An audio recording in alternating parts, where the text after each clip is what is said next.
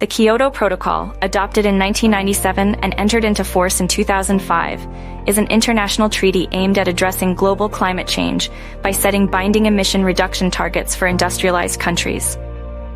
Negotiated under the United Nations Framework Convention on Climate Change, UNFCCC, the protocol marked a significant milestone in international efforts to combat climate change. Key features of the Kyoto Protocol include the establishment of legally binding emission reduction commitments, known as Quantified Emission Limitation and Reduction Objectives, QELROs, for developed countries. These countries were collectively targeted to reduce their greenhouse gas emissions by an average of 5.2% below 1990 levels during the commitment period from 2008 to 2012.